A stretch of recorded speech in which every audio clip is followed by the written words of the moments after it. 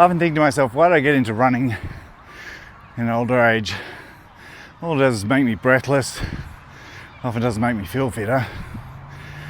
And yet, the why was what drove it through that period where it felt anything but energizing, anything but improvement. The pain was often increasing, the fatigue, all the things that you think of health benefits were not improving. So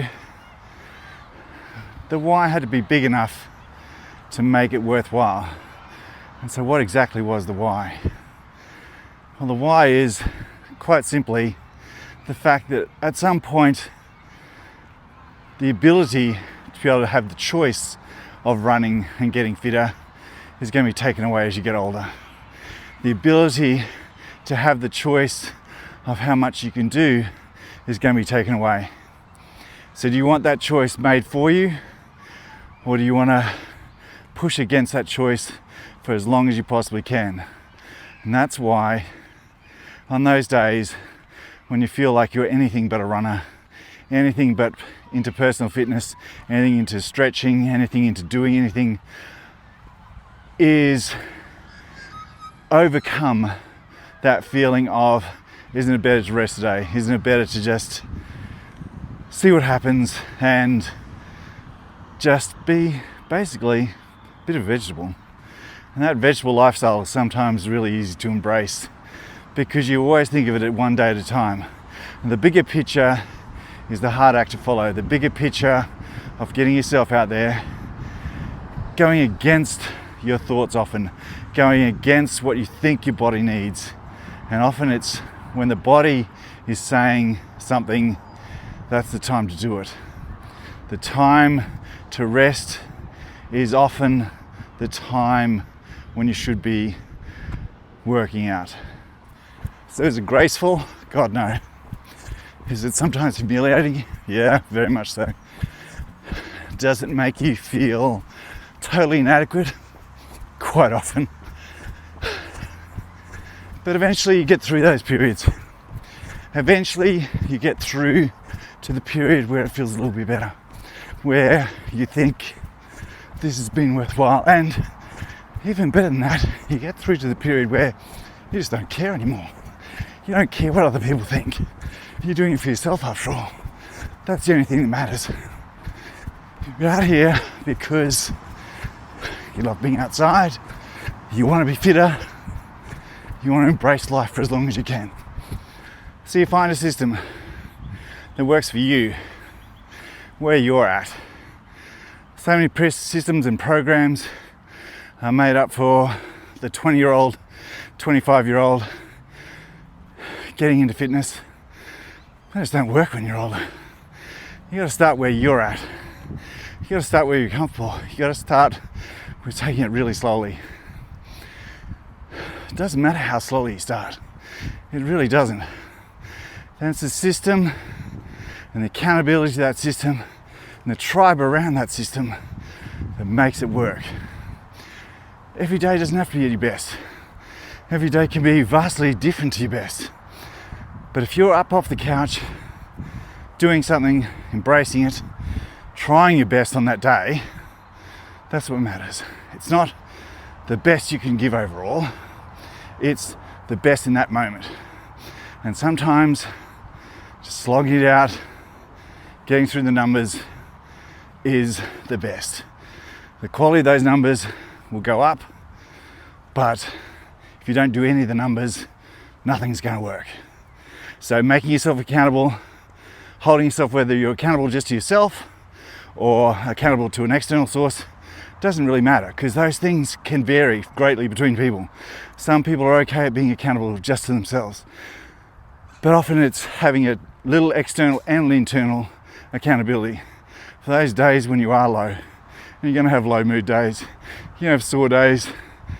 There sometimes needs to be adjustability and flexibility within your system, because there's no way that every day of every month is going to feel the same. It's picking yourself up, trying again. Hear this sound? this heavy breathing, rasping sound. I used to hate that sound when I was jogging, when I was first getting into it. But now, I often don't have any music or any podcast. I listen to the sound, because in a way, that's the sound of my hard grind slog improvement. If I don't hear that sound, that means I haven't been jogging on that day. So sometimes the things we think of as a bad sign are actually the sounds of our improvement. The other big thing is start with what you've got. So if you don't have running shoes, hopefully you've got a good set of walking shoes. You don't need all the clothes that go with it. Sure, some of those things start to help after a while. Stop chafing, help with sweat management. In my area, help with cold management when you first start. But those initial stages, any form of movement, any form of activity, any form of staying consistent and persistent is going to make a difference. Now, the biggest thing is that you're going to be told all these wonderful things about running high. For some of us, yeah, that eventually comes, but it's months and months before we get any sorts of euphoria and running high and endorphin release. All we get is when we get back the satisfaction that you have it done. And to be honest, the satisfaction, even when you've collapsed onto a chair, is pretty nice, because no one can take that moment away from you. No one can take that sense that you put yourself first. And oftentimes where you're a helper and you're a person that likes to be there for others, in that moment, in that half hour, in that hour, whatever time it was, 15 minutes, you put yourself first. And sometimes that's the most empowering thing you do, because not only are you improving your fitness and your health, you're also improving your mental state. Because if you can put yourself first, weirdly, you're more likely to be able to help others better. And that's something important to remember for those of us that struggle with saying yes to us. Being positive to yourself sets a good example to others sometimes, and sets a good example to your self-well-being. So knowing what I know now, do I wish I'd started earlier? Yeah. Am I glad I got going? Double yes. Sometimes you can only start when you can start. So, to berate yourself for not starting, or not starting earlier, wasted energy. For castigating yourself for not having started yet, wasted energy. The biggest thing is set a time, set a date, and actually start.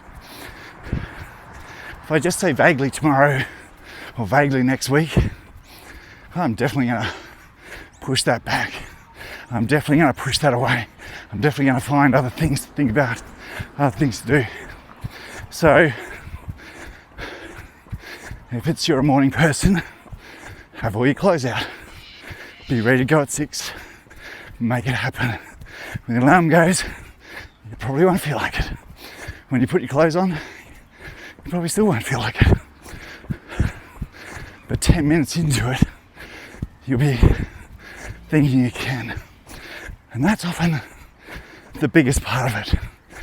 It's not the physical pain that brings some done. It's the mental barriers that we put in our way. Like this. Walking and talking and running. God. I mean, this video is probably going to be a little ordinary, but it's for people that are struggling. It's for people who want to but haven't yet. And it's not perfect. It's never going to be perfect. And it's going to take a long time before what you think it's going to be and what it actually is to come into the same realms. But if you don't start, it's never going to. So this is why this video is messy. This is why this video is full of me huffing and puffing, because quite simply, that's the way it's going to be when you start. So start. Don't procrastinate. Set a date. Find a system. Get your tribe together. Not every day is going to be amazing, but often once you start and you're out there 10 to 15 minutes, it's a bit better. It's manageable. It's not always fantastic, but you'll be more grateful that you did than you didn't. So leave me a comment. Even if you want, leave me a start date that you want to put out to the public that says, I'm going to start on this day and this is where I'm being accountable. And hopefully it nudges you closer to an actual beginning. Because without a beginning, there's no change. Nothing in the world will change if you don't begin something new. Get out there, have fun, enjoy the fact that you're going to feel pretty ordinary, a little embarrassed, very uncertain, but do it anyway. I hope this video helps you. I hope this video lets you have that moment of nudging closer to the thing you want to do. Sorry for this messy, sorry for the huffing and puffing, but that's to show you that getting out there, doing it is definitely messy, but you'll be glad you actually did. Big shout out to my trainer, Nicole. I'll leave her details there. You can actually look at her stuff online, and she's part of my tribe. She's part of my accountability, and I found for me that giving yourself an external accountability really helped me get going. And she was also really flexible and really good at adapting my program to me when I'm on the road, when I've got big workloads. It wasn't that you just stopped and didn't do anything. So you took a pause if you need to, or you toned things right down and found the easy way to keep yourself moving and the thought of moving. So give it a try. Be the best you can on the day you can be. In other words, you can only be the best you can in that moment, not judging yourself against the best you've ever done. And definitely under no circumstances comparing yourself to what others have done.